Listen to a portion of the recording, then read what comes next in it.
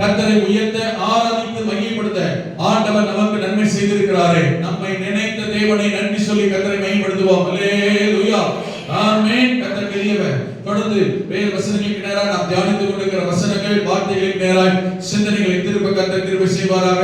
2 நாளாகமத்தின் புத்தகம் 26ஆம் அதிகாரம் 15ஆம் வசனத்தை திருப்பிக் கொள்வோம். 2 நாளாகமம் 2 Chronicles chapter 26 verse 15.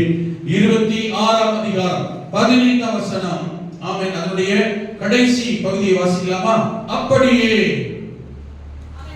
அவன் கீர்த்தி வெகு தூரம் வாசிங்க பரம்பெற்று அவன் பயப்படும் மட்டும் ஆச்சரியமாய் அவனுக்கு அனுகூலம் உண்டாயிற்று. நேரடியாய் அவன் பழைய வார்த்தை திரும்ப போகாம இன்றைக்குள்ள வார்த்தை நேரடியாக கடந்து போக கிருபை செய்வாராக. அவன் பயப்படும் மட்டும் ஆச்சரியமாய் அவனுக்கு அனுகூலம் உண்டாயிற்று. பயப்படும் மட்டும். கர்த்தர் யாரையுமே அழைக்கும் போது அவனுடைய அழைப்பை தெரிந்து கொள்ளுதலை புரிந்து அர்ப்பணித்து வரும்போது, ஒப்பு கொடுத்து வரும்போது, கவனிங்க, எந்த நிலைமையில் இருந்தாலும் சரி, வயது வித்தியாசம் இல்லாமல், படிப்பு அவன் கல்வி அறிவு வித்தியாசம் பாராமல், ஆமென், சிறியவனா பெரியவனா என்று பாராமல் அவர் அழைத்து விட்டால் அழைப்பை ஏற்று யார் அர்ப்பணித்து விடுகிறார்களோ, தன்னை கர்த்தர் ஆசீர்வதிக்க முழுமையாய் நம்பி ஒப்பு கொடுத்து விடுகிறார்களோ, தேவன் அவர்களை ஒருபோதும் கைவிடுகிறது இல்லை. ஆமென். எந்த சூழ்நிலையானாலும் கர்த்தருக்காக யார் வைராக்கியமாக இருக்கிறார்களோ ஆண்டவர் அவர்களுக்காகவும் வைராக்கியம் பாராட்டி அவர்களுக்காக கிரியை செய்கிறவர் நம்முடைய தேவன். சொல்லுங்க பாருங்க. அல்லேலூயா, ஆமென். உசியா ராஜாவுடைய வாழ்க்கையிலேயும் தேவன் 16 வயதில் ராஜாவானவனை, நீ சின்ன பையன் தானே கர்த்தர் விடல, இந்த 16 வயதில் அவன் இளம் பிராயத்தில் தன்னை ஆண்டவருக்கு முழுமையாய் அர்ப்பணித்து ஒப்பு கொடுத்து அவன் கர்த்தருடைய வழிகளில் நடக்க அர்ப்பணித்திருந்தபடியினால் அவன் வாழ்க்கை கர்த்தர் ஆசீர்வதித்தார். எது வரையிலும் தெரியுமா? எந்த நிலைமை வரைக்கும் கர்த்தர் ஆசீர்வதிக்கிறார் தெரியுமா? அவன் அனுகூலமான காரியம், அவன் செய்கிற காரியங்கள் எல்லாவற்றிலுமே சக்சஸ் ஆன ஒரு சூழ்நிலை, பாசிட்டிவான காரியம், ஜெயம் உண்டாகத்தக்கதாய். உசியாவா என்று சொன்னாலே ஜெயத்துக்குரியவன், born to win அப்படின்னு அர்த்தம். ஜெயிக்க பிறந்தவன், ஜெயம் பெறுகிறவன் என்று மற்றவர்கள் சொல்லி ஆச்சரியப்படக்கூடிய விதத்தில் கர்த்தர் அவனை ஆசீர்வதித்தார், சூழ்நிலையை சாதகமாக்கினார், உயர்த்தினார், கூடவே இருந்தார். ஆமென். அவனுக்கு ஆச்சரியமான அனுகூலம் உண்டானது. அல்லேலூயா. அவனுக்கே ஆச்சரியம், எப்படிடா நமக்கு நடக்குது? பார்க்கிறவங்களுக்கு ஆச்சரியம், எதிரிகளுக்கும் ஆச்சரியம், எல்லாரும் ஆச்சரியப்படக்கூடிய விதத்தில் தான் கர்த்தர் தன்னுடைய ஜனங்களை நடத்த வல்லவர். அல்லேலூயா. நமக்கே நம்ம யாரும் தெரியும், நம்முடைய சூழல் என்னன்னு தெரியும், நம்முடைய பலன் என்னன்னு தெரியும், நம்முடைய பலவீனம் என்னன்னு தெரியும், நமக்கு என்ன ஆகும், நமக்கு என்ன நடக்கும், நம்ம எப்படிப்பட்டவன், நமக்கே நம்முடைய சூழல் பின்னணியும் தெரியும்.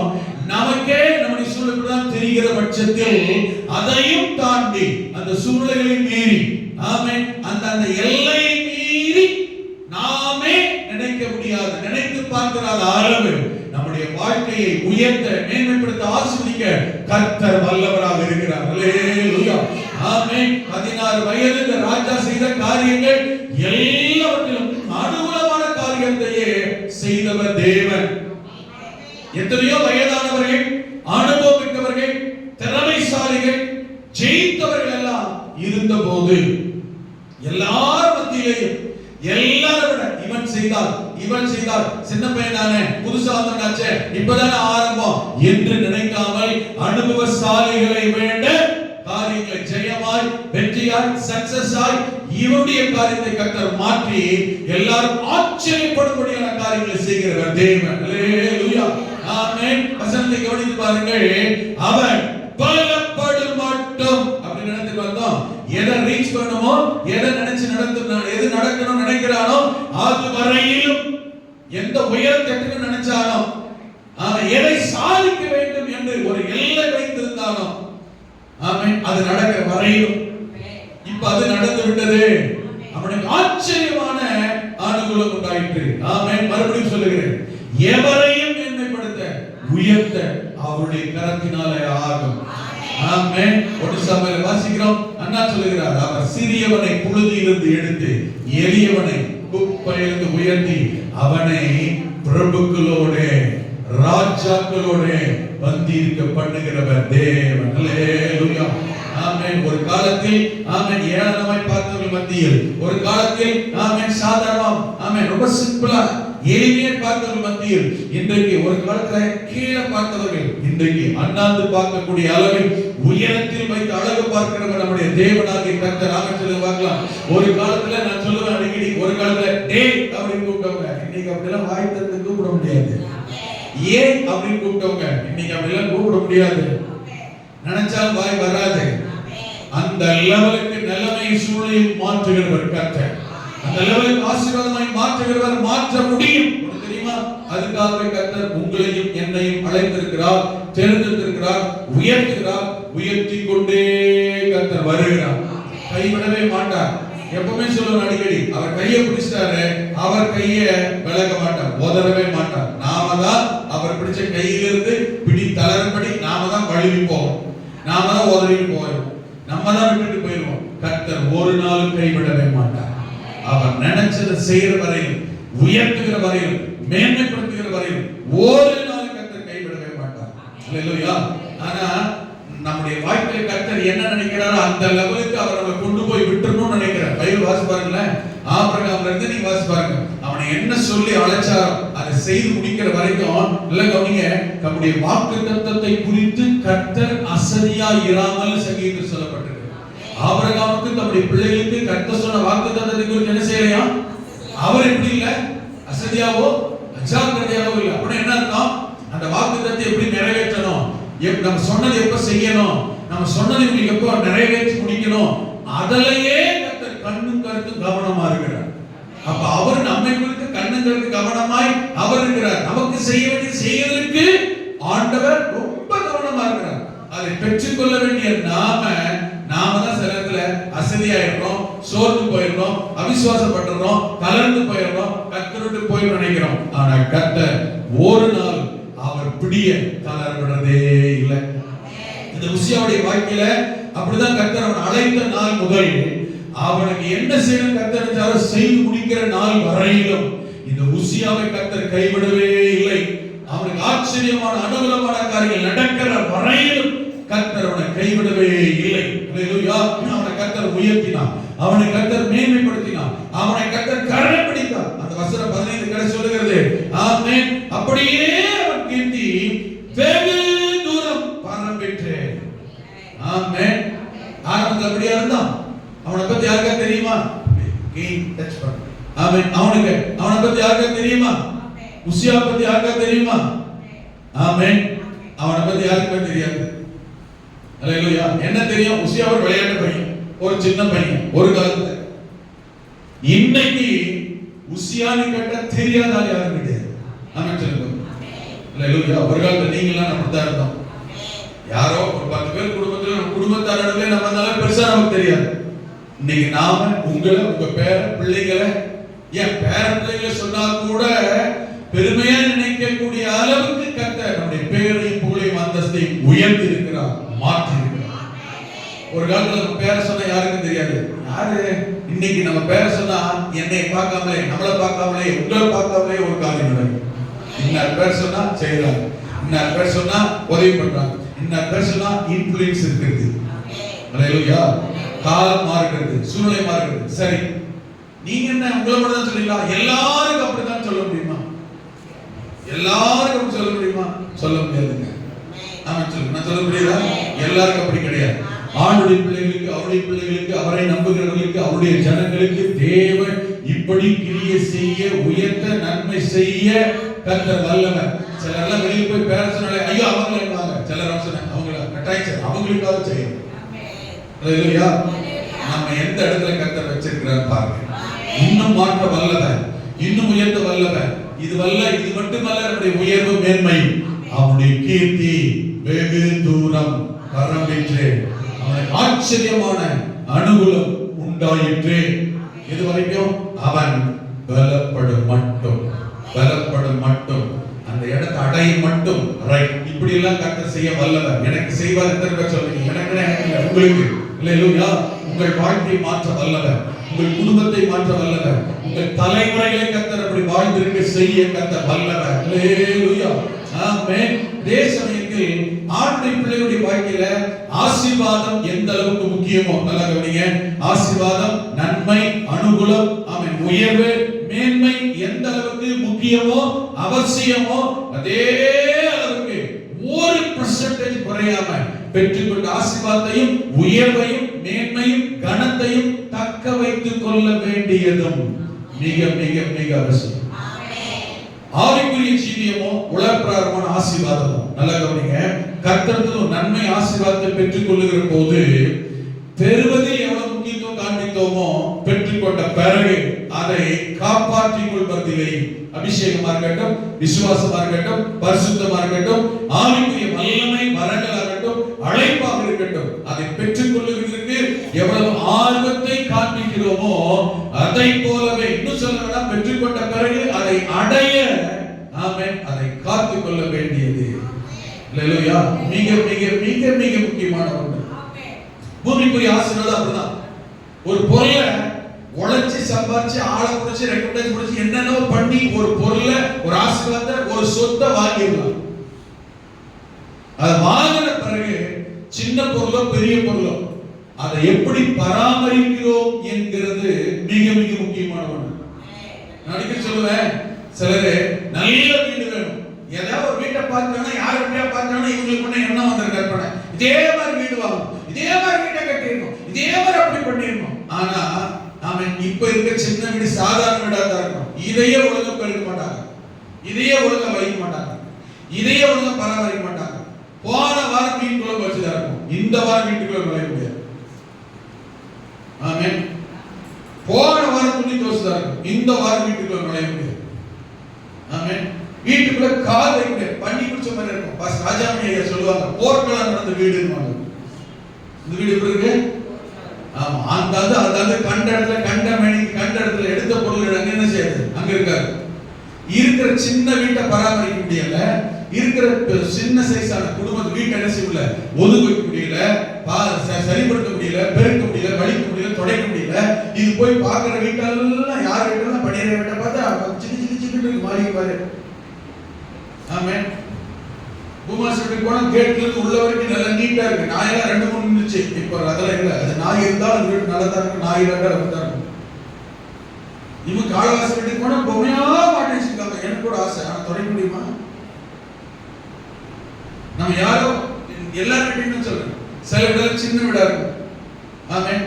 கீழே மாடியில் மேல ஏறணும்னா எனக்கு ஒரு வீட்டுக்கு போன வாரம் 2 செடி இருக்கு ஒரு இதுல, ஆனா படர்ந்து விரியுது. உள்ள தொட்டில தண்ணி இருக்கு. எனக்கு பயங்கரமான ஆச்சரியம். நான் கூப்பிட்டு கேட்டேன், என்னப்பா பிளாஸ்டிக் இருக்கு மேல எல்லாம் தண்ணி வச்சிருக்க இதுல தொட்டில? பாஸ்டர் நல்லா பாருங்க, அது இன்னொரு செடி இருக்கு. என்னன்னு பார்த்தா அது இன்னொரு புரோட்டன்னு சொல்லிருக்கு. அதுல இவங்க என்ன பண்ணிருக்காங்க, பிளாஸ்டிக் செடிகளை செடிச்சிருக்காங்க. போக்குறவங்களுக்கு ஒரு ஆச்சரியம். நானே கொஞ்ச நேரம் கேட்டேன், இலைய தொட்டு பார்த்தேன் பிளாஸ்டிக். நான் கூப்பிட்டு கேட்டேன், ஏமா என்னமா பிளாஸ்டிக் இருக்கு, தண்ணி வச்சிருக்க, தண்ணி தான் பிளாஸ்டிக் வளருது. பாஸ்டர் இது வேற சரி அதான் சரி, ஒரே தொட்டில் ஊத்திருக்கோம். அதுல இருக்கிற அந்த உயிருள்ள செடி வளர்றதுக்கு, புரோட்டன்ஸ் வளர்றதுக்கு தண்ணி ஊத்துறோம். ஆமே.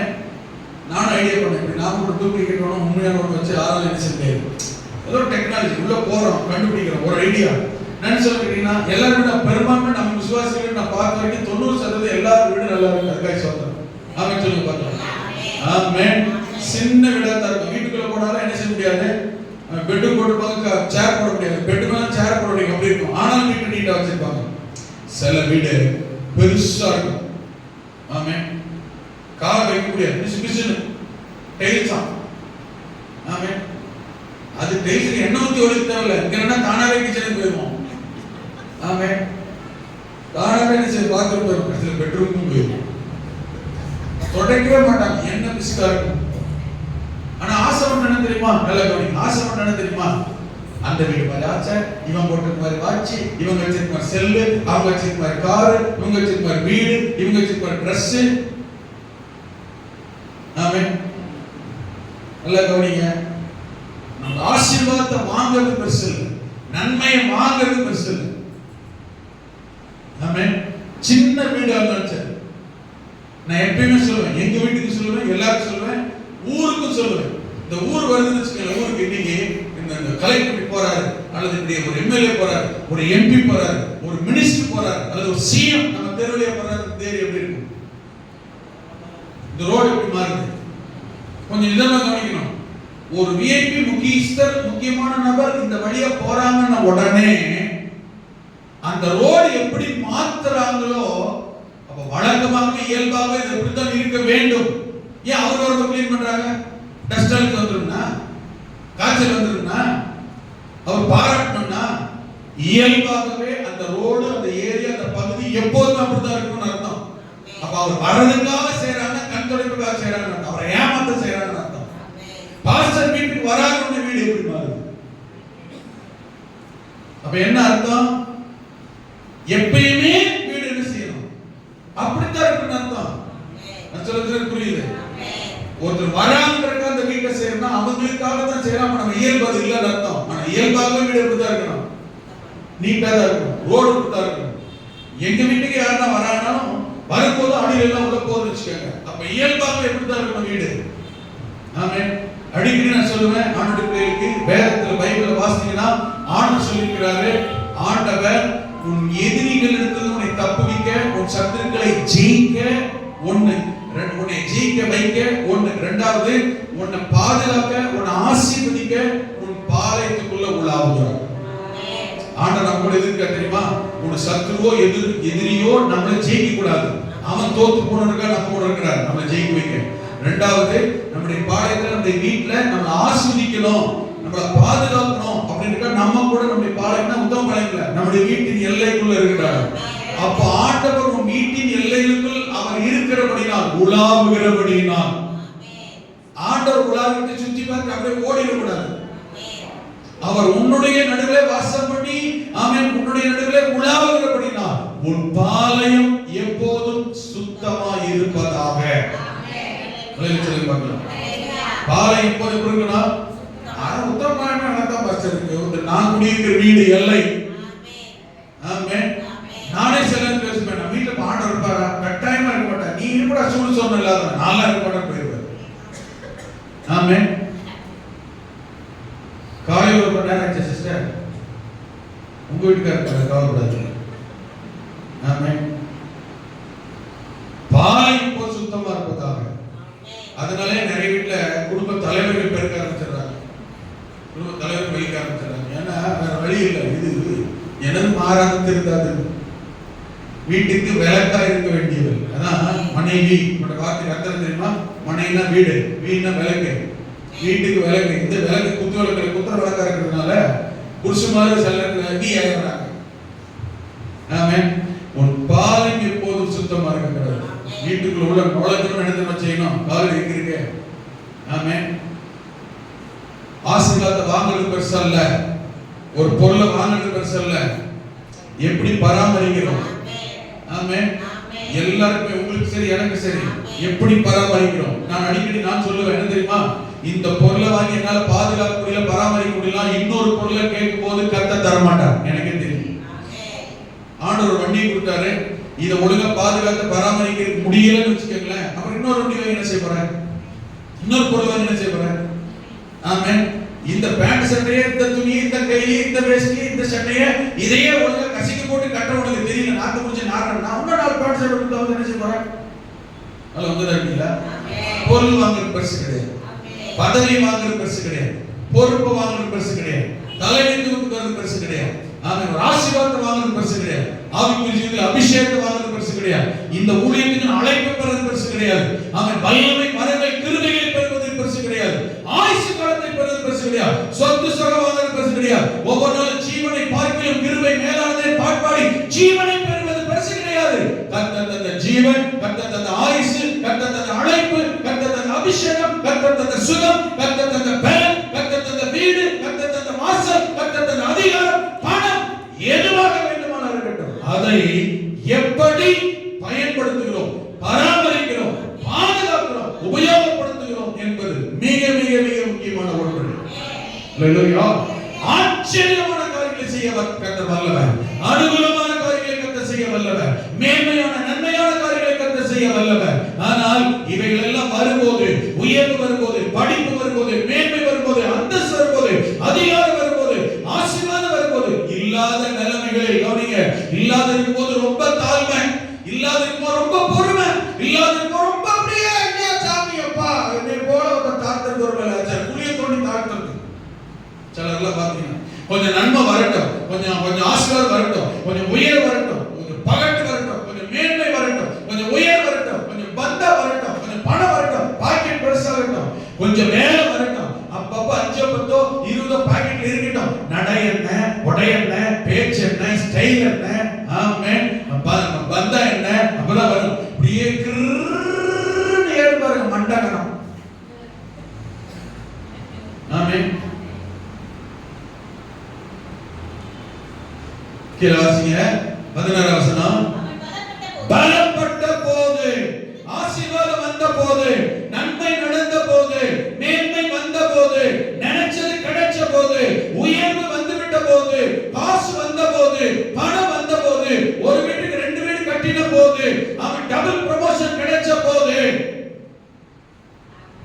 ஆச்சரியமான காரியங்கள் ஒண்ணு தெரியுமா? இவைகள் எல்லாம் வந்தது நடந்தது தேவனால், தேவனிடத்திலிருந்து, தேவன் மூலமாய். கரங்களை சொல்லுங்க பார்க்கலாம். கர்த்தர் தந்தது, கர்த்தரால் வந்தது, ஆவிக்குரிய ஜீவியத்தின் ஆமென் மகிமையினால் வந்தது, விசுவாசத்தால் வந்தது, ஜெபத்தால் வந்தது, அர்ப்பணத்தால் வந்தது, பரிசுத்தத்தால் வந்தது என்றால் மிக மிக கவனமாக இதை பாதுகாக்க வேண்டும். அல்லேலூயா. இவனுக்கு உசியாக்கு வந்தது எல்லாம் எதனால? கர்த்தரால். வயசு 16 தான். வர வர வர வயசு ஆக ஆக, நாட்கள் ஆக ஆக, உயர்வும் மேன்மையும் மகிமையும் ஆசீர்வாதம் கனமும் செல்வமும் ஜெயமும் தேசத்தையே கட்டி ஆக வனாந்தரத்துல போயிட்டு சக்சஸ் ஆகுறாங்க. யாரும் செய்ய முடியாது. அதான் என்னெல்லாம் பண்ணாலும் கேட்க பார்த்தோம். எல்லாம் வந்தது, நினைச்சதெல்லாம் நடந்துச்சு. இவன் மனசுக்குள்ள ஒரு சிந்தனை வந்தது. என்ன தெரியுமா? நான் அடையாதது ஒன்றுமில்லை, சாதிக்காதது ஒன்றுமில்லை, ஜெயிக்காதது ஒன்றுமில்லை, என்னால் எல்லாம் முடியும் என்கிற நிலைமைக்கு இவன் வந்தபோது ஆமென் கூடவே என்ன வந்துவிட்டது என்றால், மற்றவங்க மத்தியில, மற்றவர்கள் மத்தியில ஆமென் நம்ம உயர்வா இருப்பதே, உயர்வை காண்பிப்பது தப்பு இல்லை. இப்போ காரை கொடுத்தா நம்ம காண்டவன், ஐயோ மற்றவங்க பார்த்தா நான் மூடி வச்சுட்டு வர முடியலன்னு நான் சொல்ல உங்களுக்கு புரியுதா? நம்ம கார்ல அப்போ ஒரு குடும்பம் கார்ல வந்து சர்ச்சில் இறங்குறோம்னா மனமேட்டிமை அது பேரு.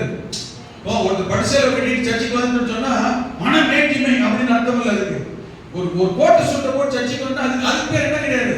கர்த்தரின் ஆசீர்வாதத்தை நாம் அனுபவிக்கிறோம், பயன்படுத்துகிறோம். அது தப்பு இல்லை. அங்க போட்டு மூடிய மறைக்க முடியும். புதுசா பைக் வாங்கிட்டோம், மூடி மறைச்சிட்டு வர முடியும். நான் அடைய, அதை பிரயோஜனப்படுத்த, அதனால் நான் பயன்பட, நான் நன்றாக இருக்கத்தான் கர்த்தர் தந்திருக்கிறார். அது வேற.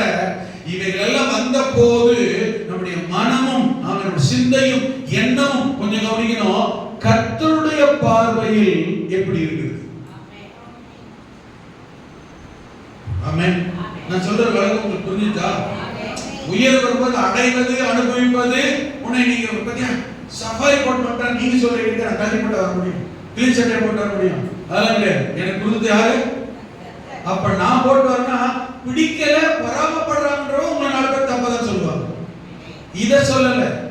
நான் சொல்றது புரியுது? எப்படி நான் பத்தியா இப்ப எப்படி போறா பாரு, வளையல பாரு, மூக்க பாரு, நாக்க பாரு, அதுக்கு நான் என்ன பண்ண கண்டி வச்சுட முடியும்? இதெல்லாம் கொடுத்தது யாரு? நான் சொல்ல புரியுதா? இதெல்லாம் கொடுக்கிறது யாரு? அனுபவிக்கத்தானே கொடுக்குறாரு, போடத்தானே கொடுக்குறாரு. இது வேற.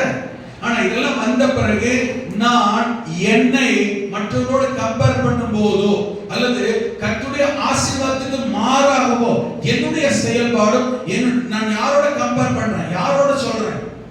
சஃபாரி போட்டிருக்கு, நான் தான் பெரிய ஆள், நீ என்ன சஃபாரி போட்டிருக்க, சாதாரண ஆள் என்ற எண்ணம் மற்றவரோட கம்பேர் பண்ணி வருதான மண்டங்கள் வந்துச்சு.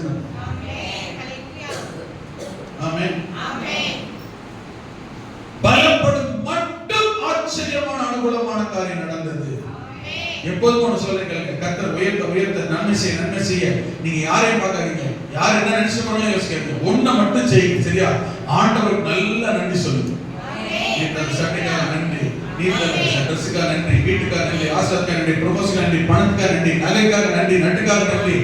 கர்த்தரை மட்டும் நல்ல நன்றி சொல்லுங்க, அவரை துதிங்க. உங்களுடைய ஆசீர்வாதத்துக்கு பொருளுக்கு ஒரு தீங்கு வராது, சேதம் வராது, ஆபத்து வராது, தொலைஞ்சு போகாது. அல்லேலூயா. ஆமென். நல்லா நன்றி சொல்லுங்க. அதே போல கர்த்தரை நல்லா துதிங்க. துதிக்க முதல்ல நன்றி நிறைந்த உள்ளம் கர்த்தரை மகிமைப்படுத்துகிறது. ரெண்டு மாத்திரம் என்ன உயர் குணம் நிக்கவே கூடாது. வர வர வர வர வர வர உயர்த்த நன்றி சொல்ல எவெல்லாம் பராபரணம் வாதிபதி வருதோ வைத்தியத்தில் வருதோ எவெல்லாம் புளி இந்த கண்ணெருப்பு அந்த அக்ஷர் காலேஜ் சிஸ்டர் காலேஜ் 5 மணி ஆண்டவரை கண்ணெருப்பு பராம என்னென்னமோ சொல்லுவாங்க. அந்த மாதிரி எது வந்தாலும் சரி எதுவுமே உங்களை அணுகாது. நான் சொல்றேன் புரியுது? உங்க பொருள் மேல தீங்கு வராது, உங்க பொருள் மேல வன்கட் வராது, உங்க பொருள் மேல எரிச்சல் வராது. ஆனா எல்லாருமே பண்ண தப்பு தெரியுமா? வர வர உயர் வர வர ஆண்டவருக்கு நன்றி சொல்லி தேங்க்ஸ் சொல்லி துதிக்கிற மகிமைப்படுத்துகிற மகிமை செலுத்தாம நன்றி செலுத்தாம நான் எப்படி இருந்தேன் தெரியுமா, இன்னைக்கு எப்படி இருக்கு தெரியுமா, என்னை யாரு நினைச்ச டெபாசிட் காலியா போகுதுன்னு அர்த்தம். இந்த எண்ணமோ சிந்தையோ வந்துச்சுன்னா அது விசுவாசி ஊழியக்காரெல்லாம் கிடையாது. கர்த்தர் செய்றாரு, கொடுத்தது நானு. அவர் கேட்பார், ஆண்டவர் சிரிப்பார். மேல தெரியுமா, அன்னைக்கு எப்படி அழுத, அன்னைக்கு எப்படி ஜெபம் பண்ண, அன்னைக்கு எப்படி வருத்தப்பட்ட, அன்னைக்கு எப்படி வந்த, அன்னைக்கு எப்படி உட்கார்ந்த, அன்னைக்கு எப்படி எல்லாம் என்ன பண்ண, நீங்க எல்லாம் வந்த பிறகு என்ன செய்ய சொல்லுது, நான் யார் தெரியுமான்னு கேட்க சொல்லுது. ஆமென். நம்ம யாருன்றது ஆண்டவர் வெளியே வெளிச்சு போட்டு காட்டாத வரைக்கும் நல்லது. நான் சொல்றது புரியுது? தப்பா டான்ஸ் ஆடிடும், சாயம் வெளுத்துரும், அவ்வளவுதான். இப்ப என்னை எடுக்கல. ஆமென். டேய் நீ யாரும் தெரியுமா, பாரு அவன் 16 வயசுல காட்டினானா நானு லுங்கியோ சட்டையோ ட்ரவுசரோ போட்டு போறேன் காட்டியிருப்பாங்க. அப்ப இப்ப பாத்தீங்கன்னா எப்படி இருக்கும், அவர் ஐந்து காட்டாத சொல்ல. நான் சொல்றது புரியுது? ஆமென். இன்னைக்கு இப்படி காட்டுறாரு ஆண்டவர், அதுக்காக சோதரணும். அது யார் தெரியுமா, யாரும் தெரியுமா தம்பி, உனக்கே தெரியல, இது காட்டுறான்னு கூடாது. இப்படி எல்லாம் சிலரை காட்டினாதான் நாருது. ஹலோ, இங்கதான். ஆமென். அதனால எப்பயுமே என்ன செய்யணும், ஆண்டவருக்கு நன்றி சொல்லணும், கர்த்தரை மகிமைப்படுத்தணும், இருக்கிற காரியத்தை சோதனை சொல்லணும். இவனை பாருங்களேன். ஆமென். இவனை பாருங்களேன், பலப்பட்ட போது ஆசீர்வாதம் வந்து விட்ட போது, நான் ரெண்டுக்குமே சேர்த்த மனசுல சொல்றேன், உலகப்பிரகாரமான பூமிக்குரிய ஆசீர்வாதம் சரி, ஆவிக்குரிய நன்மைகள், ரட்சிப்பு, அபிஷேகம், அழைப்பு, ஒரு பொறுப்பு, யாரும் செய்யாத யாருக்கும் வராத அழைப்பு, யாருக்கும் தராத ஒரு வரம், ஒரு கிருபை நமக்குள்ள உங்களுக்குள்ள எனக்குள்ள கர்த்தர் வைத்து விட்டாரே, ஆனால் அதை தேவன் பயன்பட, தேவனுக்கு பிரயோஜனப்பட, தேவன் மகிமைப்படும்படியாகத்தான் நாம் பயன்படுத்தி விட வேண்டுமே தவிர அதை அசதியாக சோர்வாக அசால்ட்டாக எண்ணி விட்டு விடவோ அல்லது இல்லாத ஒருத்தரோட கம்பேர் பண்ணி நம்மையே பெருமையை நினைக்கவோ ஒன்றுமில்லை. எனக்கு ஒரு கிருபையை தாளத கர்த்தர் கொடுத்திருக்கிறார்னா இதை நான் அபிவிருத்தி பண்ணதை பார்க்கணும் தவிர அதை வச்சுக்கிட்டு இல்லாத ஒருத்தரோட கம்பேர் பண்ணி பார்த்துட்டே இருந்தா நம்ம தான் அர்த்தம். நான் சீக்கிரம் பலவீனமாகி விடுவேன் அந்த காரியத்தில். அதை இன்னும் எப்படி டெவலப் பண்ணணும்னு தான் பார்க்கணும். அதனால எப்படி பிரயோஜனப்படுத்தும், எப்படி வளர செய்வது, எப்படி பெருக செய்வது, எப்படி எனக்கு தந்த கர்த்தருக்கு பிரயோஜனப்படுத்துவது. அல்லேலூயா. அதை உதாசீனப்படுத்தவும் கூடாது, ஒத்த தாளந்து நம்ம புதைச்சு வச்ச மாதிரி உதாசீனப்படுத்தவும் கூடாது, 10 தாளந்து வாங்கிட்டேன்னு பெருக்கிட்டேன்னு சொல்லி பெருமைப்பட்டு விடவும் கூடாது. கர்த்தருக்கு தந்தது.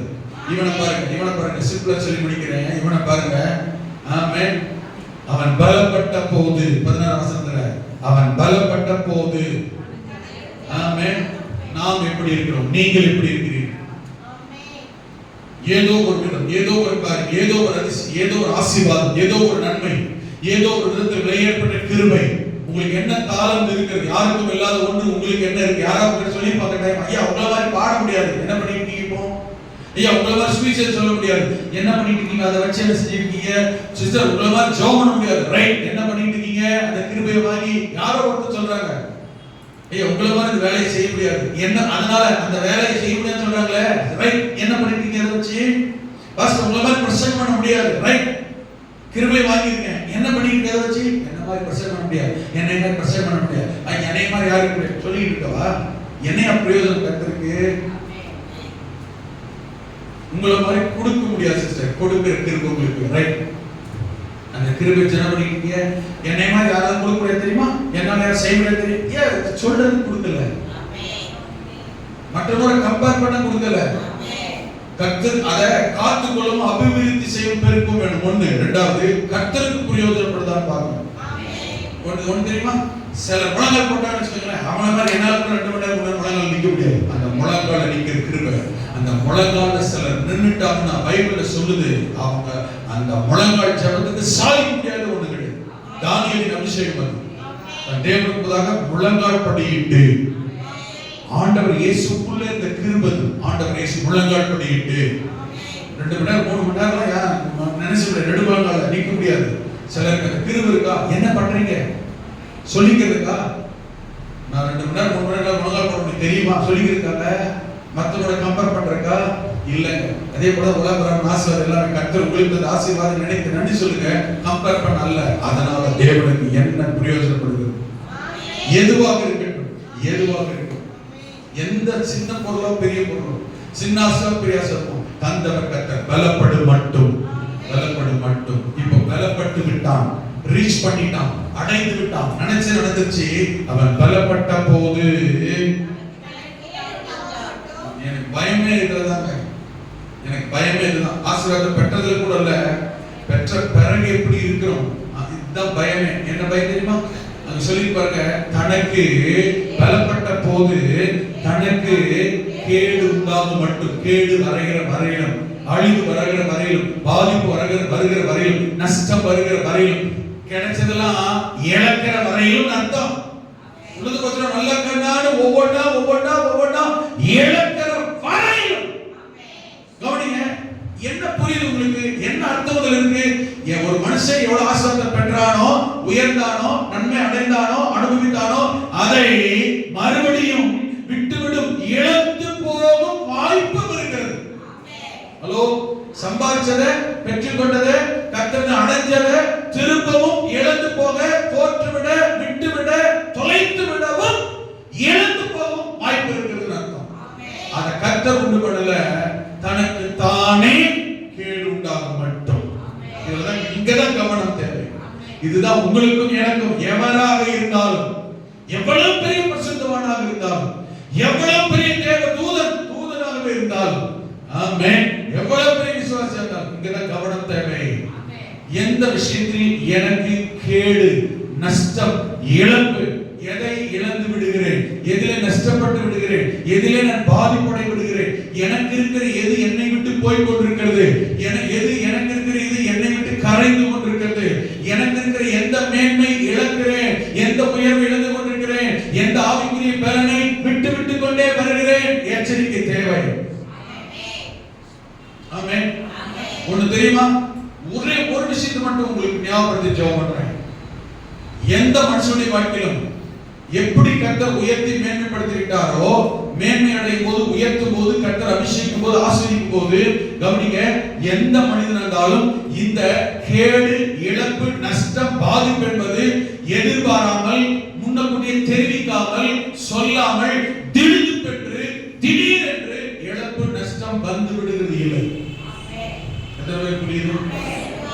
நஷ்டமோ, இழப்போ, கேடோ, உயர்ந்துட்டோம், ஆசீர்வாதம் வந்துட்டோம், நல்லா இருக்குன்னு வச்சுக்கோங்களேன், சொல்லாம கொள்ளாம நான் சொல்லுகிற தேவனுடைய பிள்ளைகளுக்கு, ஆமென், சங்கீதத்துல, பிரசங்கில இப்படி வசனங்கள் இருக்கிறது, துன்மார்க்கனுக்கு சடுதியா கேடு வரும். யாருக்கு? துன்மார்க்கனுக்கு தான். ஆனா ஆண்டுடைய பிள்ளைக்கு, யோபு கூட சொல்றாங்க, ஆனா ஆண்டுடைய பிள்ளைக்கு, ரட்சிக்கப்பட்டவனுக்கு, தேவனுடைய பிள்ளைக்கு, கர்த்தரால் ஆசீர்வதிக்கப்பட்டவனுக்கு, கர்த்தரால் அபிஷேகம் பண்ணப்பட்டவனுக்கு, கர்த்தரால் உயர்த்தப்பட்ட இப்படிப்பட்ட உசியா தேவனுடைய பிள்ளைகள், பரிசுத்தவான்களுக்கு, நல்ல கவனிங்க, சொல்லாமல் கொள்ளாமல், திடுதிப் என்று, எதிர்பாராமல், திடீரென்று கர்த்தர் தந்த ஆசீர்வாதம், நஷ்டம், உயர்வு, அபிஷேகம், கிருபை, வல்லமை வரும் பூமிக்குரிய ஆசீர்வாதத்தில் எதிர்பாராமல், திடுதிப் என்று, முன்னறிவிப்பு, எச்சரிப்பு இல்லாமல் நஷ்டம், இழப்பு, பாதிப்பு வருகிறதே இல்லை. ஆமென்.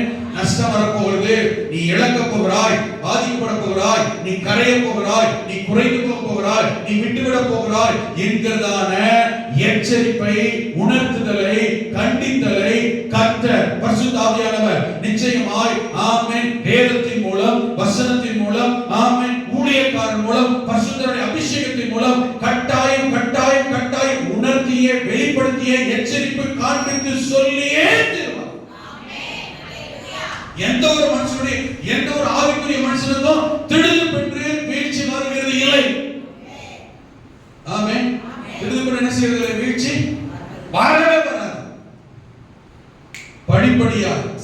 எச்சரிப்பார், கொஞ்சம் கொஞ்சமாகத்தான் வரும். ஆனால் இதை கட்டாயம் வருவதற்கு முன்பதாகவே பரிசுத்தாக என்ன உணர்த்திடுவார். கர்த்தர் சொல்லிடுவார், காண்பித்து விடுவார், அடையாளப்படுத்திடுவார், போதித்துவார், எச்சரிப்பு கொடுத்துருவார். ஆமென். செய்யாமல், எச்சரிப்பை காண்பிக்காமல், அபாயங்களை அடிக்காமல், ஆமென், சமிக்ஞைகள் காட்டாமல் கர்த்தர் ஒரு நாளும் அதை செய்கிறது அனுமதிக்கிறது. ஆமென். பரிசுத்த ஆவியானவர் வந்து தெரியுமா? யோவான் 16 வாசிக்கிறீர்கள், அவர் வந்து ஆமென் நீதி குறித்தும் பாவத்தை குறித்தும் நீதி குறித்தும் நியாயத்தீர்ப்பை குறித்தும் கண்டித்து பரிசுத்த ஆவியானவர் யாருக்குள்ள இருக்கிறார், யார் பெற்றிருக்கிறார், யார் பரிசுத்தம் பெறுவாங்க? பாவிகளா? பரிசுத்தவான்கள், ரட்சிக்கப்பட்டவர்கள், பாவத்தில் மனம் திரும்பினவர்கள், அழைக்கப்பட்டவர்கள், அபிஷேகம் பண்ணப்பட்டவர்கள். எத்தனை பேர் புரியுது? அவர்களுக்குள் பரிசுத்த ஆவியானவர் இருக்கிறார். பரிசுத்த ஆவியானவரோடு வாழுகிறோம். அந்நிய பாஷை பேசாததனால பரிசுத்த அபிஷேகத்தை பெறலாம் நினைக்காதீங்க. பரிசுத்தருடைய நடத்துதலும் துணையும் பலனும் இல்லாவிட்டால் வாழ முடியாது. ரட்சிக்கப்பட்ட ஒவ்வொருவரோடு பரிசுத்தர் இருக்கிறார். அவருடைய செயல்பாடுக்கும் வல்லமைக்கும் வெளிப்படையான அடையாளம் தான் அந்நிய பாஷை அபிஷேகம். அப்ப இருக்கிறது ஒருத்தரோட பரிசுத்தாவியானவர் கூட இருக்கிறார் சொன்னா நல்ல கவனிங்க. ஆமென். நம்முடைய பெற்ற அபிஷேகத்துக்கும் வல்லமைக்கும் வரங்களுக்கும் ஆமென் உலகப்புறம் ஆசீர்வாதத்தை உடனே கர்த்தர் எடுக்கிறது இல்லை, நீக்கி விடுகிறதில்லை, தடை பண்ணுகிறது, உணர்த்துகிறார், போதிக்கிறார். அதற்கு தான் சபை. நல்ல கவனிங்க. அதுதான் என்னது? சபை எதுக்குன்றீங்க? வந்த உடனே வாங்க, ஆமென், கர்த்தருடைய ஆசீர்வதிப்பார். மகனே சோப்சட்ட கர்த்தருடைய வாளாக்கமத்தையே எப்ப பார்த்தாலும் தலையாக இருந்தா என்ன ஆகுது? அதுக்குள்ள சபை. கவனிங்க. இந்த உயர்வு, ஆசீர்வாதம், வாளாக தலையாவது எல்லாமே நல்ல கவனிங்க. சொன்னாலும் சொல்லாட்டாலும், விரும்பினாலும் விரும்பாவிட்டாலும், நான் கர்த்தருக்குள் சத்தியத்திற்குள் ஆண்டவருக்குள் விசுவாசத்திற்குள் பரிசுத்தத்திற்குள் நடப்பேனே ஆனால், நிலைத்திருப்பேனே ஆனால், எனக்கு வர வேண்டிய நன்மையை ஒருவர் தடை பண்ணவோ தடுக்கிறதோ வரவிட முடியாது. வர வேண்டியது வந்தே தீரும். இது ஒருத்தர் சொல்லி, மகனே கர்த்தர் உன்னை அழைக்கிறார், எதுக்கியா உன்னை ஆசீர்வதிக்க போகிறார். ஆசீர்வதிச்சு ஆசீர்வதிச்சு ஆசீர்வாதம் வச்சிருக்காரு. என்ன சாதிச்சிருக்கிறோம்? சும்மா எப்ப பார்த்தாலும் ஆசீர்வாதமே. என்னோட கேள்வி தெரியுமா? இவ்வளவு உயிரோட வச்சிருக்கிறார், என்ன சாதிச்சுட்டான்? ஆனா பிறகு ஒன்று ஆவிக்குரிய வாழ்க்கை தரம் கர்த்தரை உயர்வு அதை தக்க வைத்துக் கொள்வதற்கு கர்த்தர் உணர்த்துகிறார். பாவத்தை குறித்து உணர்த்துகிறார், மனம் திரும்புதலை குறித்து உணர்த்துகிறார், மனம் திரும்ப வேண்டியதை குறித்து உணர்த்துகிறார். இன்னைக்கு சபைக்கு பிடிக்காத, விசுவாசிகளுக்கு பிடிக்காத, தேவனுடைய ஊழியர்களை பிடிக்காத நம்பர் 1 உணர்த்துதல், கண்டித்தல், ஆலோசனை சொல்லுதல், புத்தி சொல்லுதல். இதை விரும்பாத, ஏற்றுக்கொள்ளாத பிள்ளை உருப்படாத, சபை உருப்படாத, இதை உணர்த்தாத, கண்டிக்காத, தன் ஊழியத்தை நிறைவேற்றாத ஊழியக்காரன் உருப்பட மாட்டான். அந்த ஊழியக்காரன் வரதுக்கு போக மாட்டான், சபை போவாது. ஆமென். இதுக்கே நிறைய பேர் நீ பயப்படுறாங்க. சபையில ஊழியக்காரன் போதிக்கிறது நீ இப்படி இருக்காதீங்க, அப்படிதான் இருக்கணும்னு சொல்ல பயப்படுறாங்க. கடைசி காலத்துல இருக்கணும். ஆமென். இது இல்லன்னு வச்சுக்கோங்க. உணர்த்துதல் என்னோட கேட்க திரும்புவதுதான். சபையில உணர்த்தப்படாட்டா, சபையில கண்டிக்காட்டா, சபையில சுட்டி காட்டா, எங்க வேலை செய்யற உணர்த்துவான், மேனேஜரை உணர்த்துவான், முதலாளி உணர்த்துவானா? நீ ஒழுங்கா ஜெபம் பண்ணல, நீ ஒழுங்கா உபாசிக்கல, முதலாளி சொல்லுவாங்க. வேலை செய்யறத சொல்லுவாங்க. வேலை செய்யறதுல இங்க இருக்கிறது என்ன சொல்லுவாங்க? அவங்க வேலை, அவங்க காரியம் நடக்கிறதா சொல்லுவாங்க. தவிர கர்த்தருடைய காரியத்தை, பரிசுத்தத்தை, விசுவாசத்தை சொல்ல மாட்டாங்க. அங்கே ஸ்கூல்ல சொல்லி கொடுப்பாங்களா? வாத்தியார் சொல்லி கொடுப்பாரா? வக்கீல் ஜட்ஜ் சொல்லி கொடுப்பாரா? எல்லாருக்கும் சொல்லி கொடுக்க வேண்டிய, உணர்த்த வேண்டிய, கண்டிக்க வேண்டிய, காண்பிக்க வேண்டிய, சரிப்படுத்த வேண்டிய, திருத்த வேண்டிய இடம் சபை. ஆமென். ஹalleluya. எபேசியர் 4ஆம் அதிகாரத்தை வாசிக்கிறவங்க 11 வசனத்தை வாசி பாருங்க. ஆமென். எபேசியர் 4:11 இதுதான் சபை. சபைக்கு நீங்க வரதே இதுதான். நான் ஒருத்தர் கிட்ட கேட்டாங்க, கொஞ்ச நாளைக்கு முன்னே ஒரு விசுவாசி கிட்ட கேட்டாங்க. என்ன தெரியுமா? என்கிட்ட இங்கே நம்ம சபையில கேட்டாங்க ஒருத்தர். என்ன தெரியுமா? பாஸ்டர், சபைக்கு வரது வாரத்துக்கு ஒரு நாள் 1 மணி நேரம் 2 மணி நேரம் வரோம். சரியா? நல்லா கவனிங்க. உங்களுக்குள்ள அந்த எண்ணம் இருக்கும். நீங்களே இப்படி பேசியிருக்கலாம், நீங்களே இந்த வார்த்தையை சம்பாஷணை பண்ணிருக்கலாம் நடைமுறையில். இது இயல்பு. ஆனா பதில் தெரிந்து கொள்ளுங்கள், விளக்கத்தை தெரிந்து கொள்ளுங்கள். நாமளே சபைக்கு வாரத்துக்கு ஒரு நாள் 10 நாளைக்கு ஒரு முறை, எப்பயோ ஒரு முறை வரதே என்னைக்கு எதுக்கு வரோம்? அரை மணி நேரம் 1 மணி நேரம். எதுக்கு வரோம்? அங்கே நிம்மதியை தேடி, சமாதானத்தை, சந்தோஷத்தை தேடி தான் சபைக்கு வரோம். இங்க வர்ற இடத்துலயும் அதை பண்ணாரு, இதை பண்ணாரு, அப்படி இப்படி கண்டிச்சு உணர்த்தி அங்கேயும் இதை பண்ணாரு, அதை பண்ணாரு கண்டிப்பே சொன்னா எப்படி சபைக்கு வர? சபையே இருக்குதான் ஆறுதல், சமாதானத்துக்கு, சந்தோஷத்துக்காக வர்ற இடம். ஹலோ, சொன்னா உங்களுக்கு தெரியாது. ரைட், உண்மையான கேள்வி தான். சபைக்கு வந்தாலும் சந்தோஷம் வரும், சமாதானம் வரும், இங்க தேடி வரும். என்னோட கேள்வி என்ன தெரியுமா? சபையில மட்டும்தான் சமாதானம் சந்தோஷம் கிடைக்குதா? டாஸ்மாக் கடையில் கிடைக்குது, சினிமா தேட்டர்ல கிடைக்குது சந்தோஷம். கவலை மறக்க சர்க்கஸுக்கு போலாம், ஃப்ரெண்ட்ஸுகளோட சேர்ந்து சுத்துற இடத்துல இருக்கு ஜாலி. விளங்குதா நான் சொல்றது உங்களுக்கு? சந்தோஷம், என்டர்டெயின்மெண்ட்டும், சமாதானம், சந்தோஷம், ஜாலி பண்ற இடம் சபை இல்ல.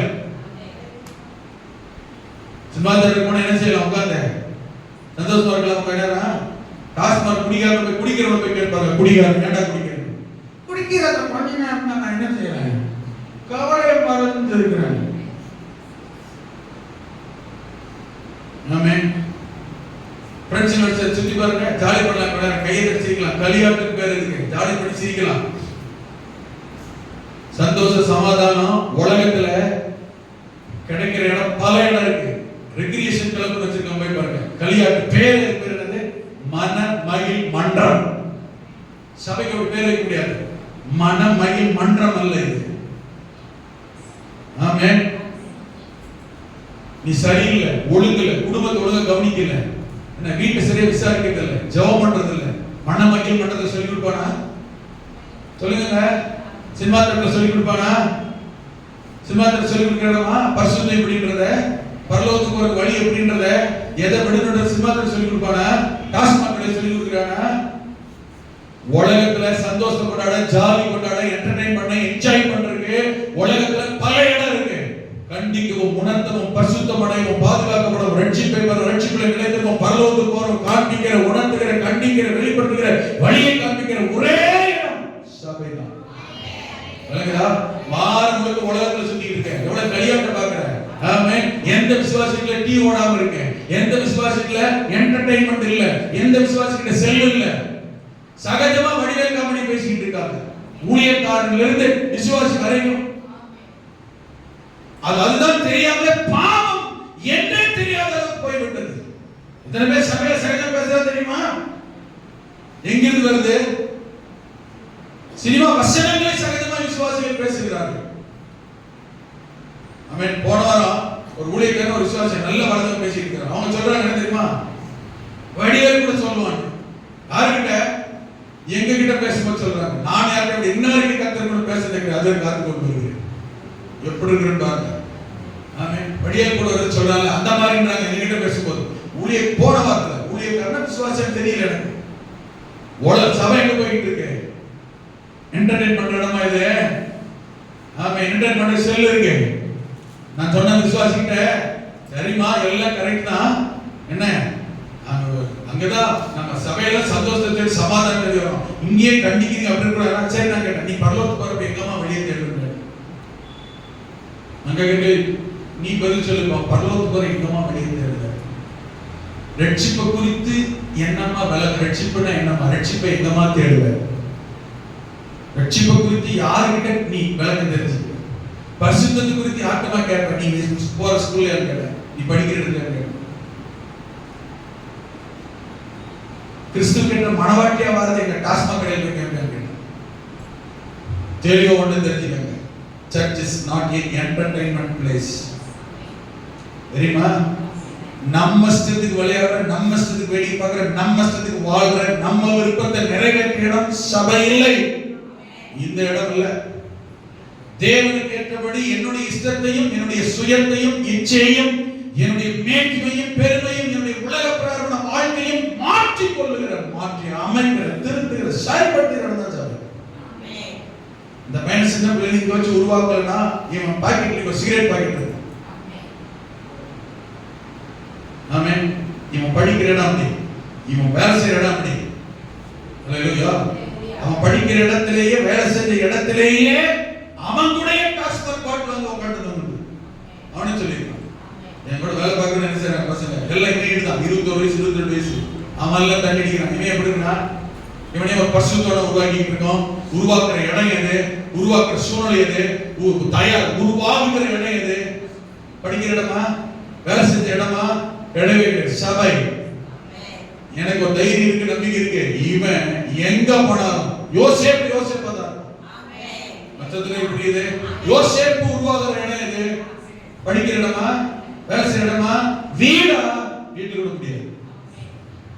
நான் சொல்றது புரியுது? இந்த பையன் இப்படி இருக்கிறாருன்னா இவன் சபைக்கு ஒரு பட்சத்தில், சபையில இருக்க பட்சத்தில் இந்த சிறு பிராயத்திலிருந்து பெரியவனாக வரைக்கும் எங்கே போனாலும் இவன் தேவனுடைய பிள்ளையா தான் இருப்பான். உங்க பிள்ளைங்க வெளியூர்ல, வெளிநாட்டுல, வெளியிட தேசங்கள்ல, தூர இடங்கள்ல படிக்கிறாங்க, வேலை பார்க்கறாங்க. உங்க பிள்ளைங்களுக்கு மேல எத்தனை பேர் பிள்ளைங்க மேல, உங்க பிள்ளைங்க மேல எத்தனை பேர் நம்பிக்கை இருக்கு? என் பிள்ளை கர்த்தருக்குள்ள கிறிஸ்துக்குள்ள விசுவாசம் நீங்க எத்தனை பேர் சொல்லுங்க? அல்லேலூயா. இந்த நம்பிக்கையை உருவாக்குற இடம் நீங்களா, வீடா, ஸ்கூலா, படிக்கிற இடமா, சபை? இந்த புரியுது? அல்லேலூயா.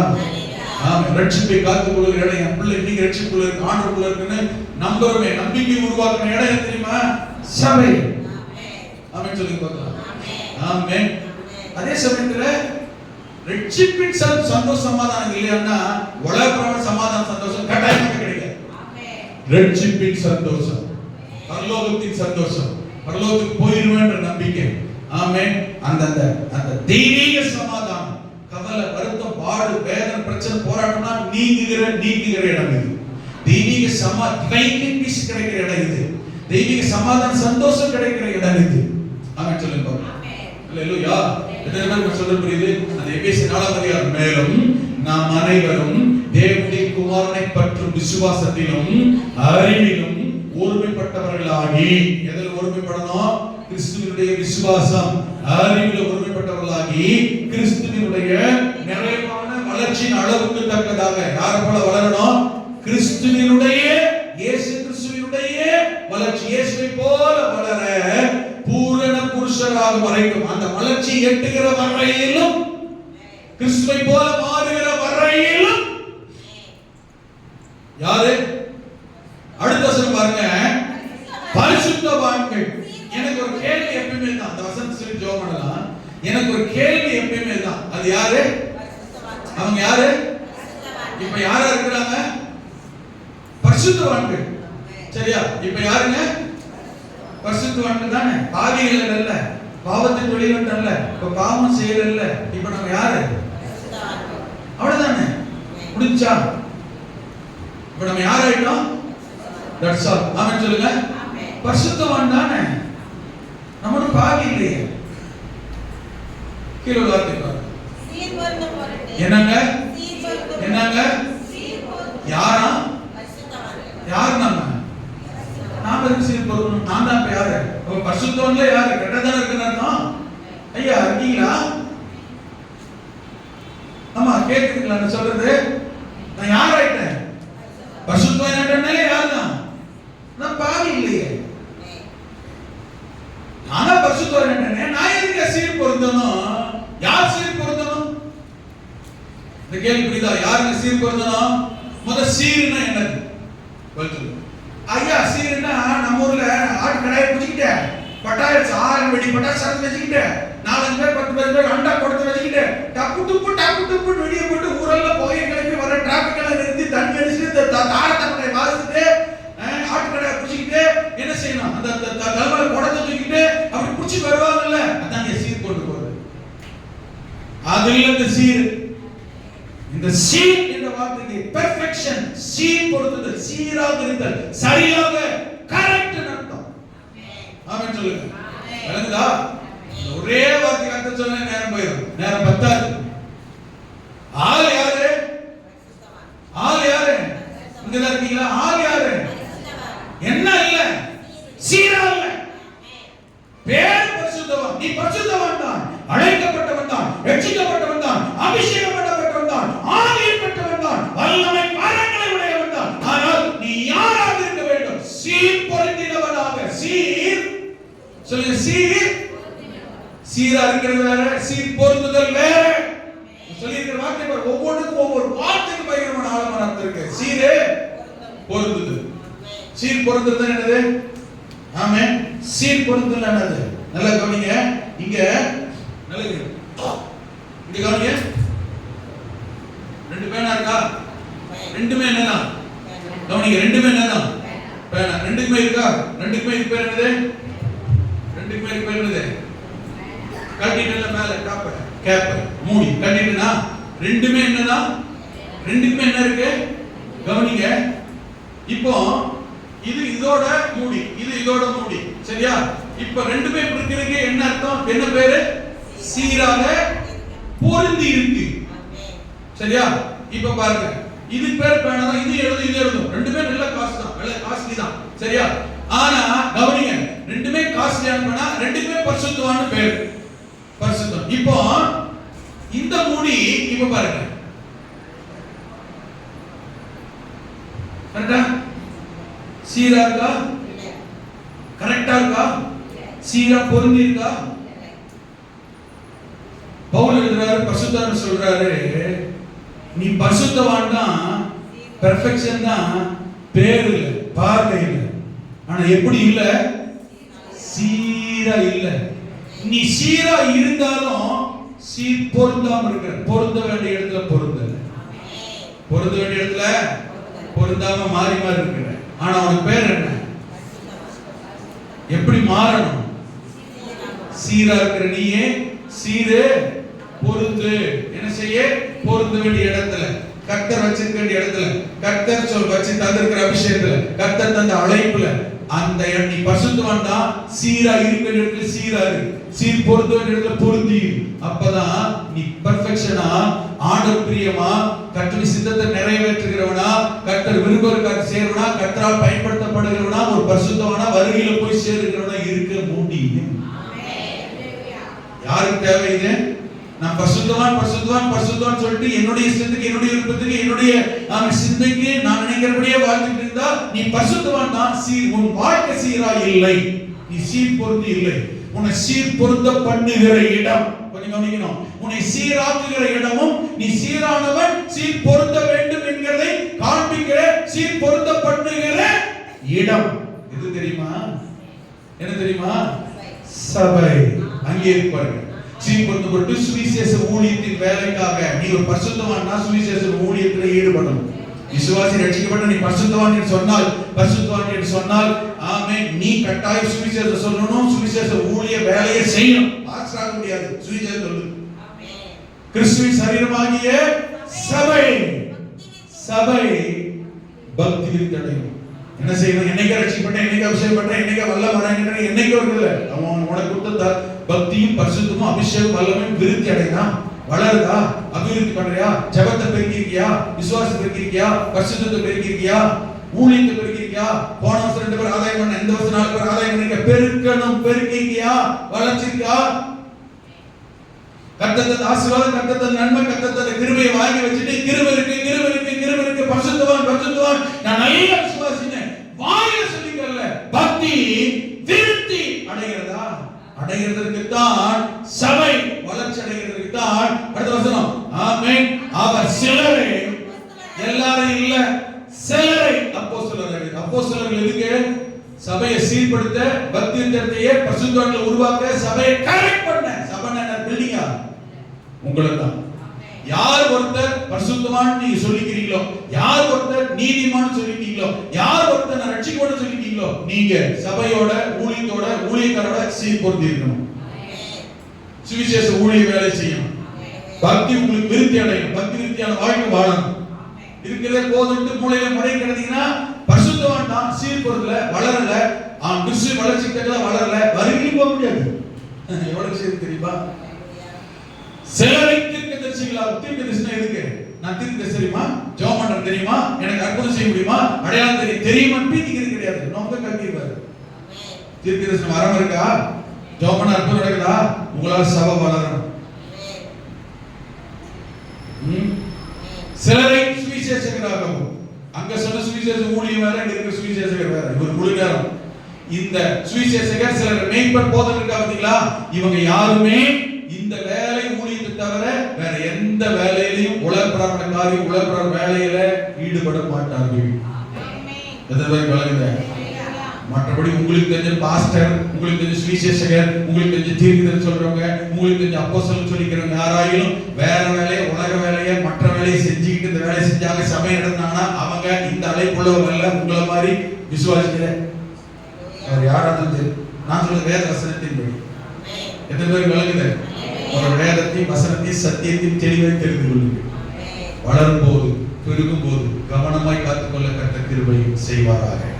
இந்த செய்தியோட முடியல, தொடரும். அடுத்த வாரம் இதிலே தொடருவோம். இதில் அறிந்து கொள்ள வேண்டிய, நம்ம காத்துக்கொள்ள வேண்டிய, பயன்படுத்தலுக்கு ஒப்பு கொடுக்க வேண்டி இருக்கிறது. உங்கள் எல்லாரும் கர்த்தர் மேன்மைப்படுத்தியிருக்கிறார், உங்கள் எல்லாரும் கர்த்தர் பலப்படுத்தியிருக்கிறார், உங்கள் எல்லாரும் கர்த்தர் உயர்த்தியிருக்கிறார். அதை பெற்றிருக்கிறதான நாம அதை நிலைத்திருக்க கிருபை செய்யட்டும். இதில் இன்னொரு காரணம், இன்னைக்கு கேட்ட சத்தியம் தெரியுமா? பெற்றுக்கொள்வது பெருசு அல்ல, அதை நிலைத்து காத்திருப்பது அவசியம். அதை நிலைத்து காத்து கொண்டால் இன்னும் மேன்மை செய்வார், இன்னும் பெருகப்படுவார், இன்னும் உயர்த்துவார், இன்னும் ஆசீர்வதிப்பார். கண்களை மூடி வலது கரத்தை உயர்த்தி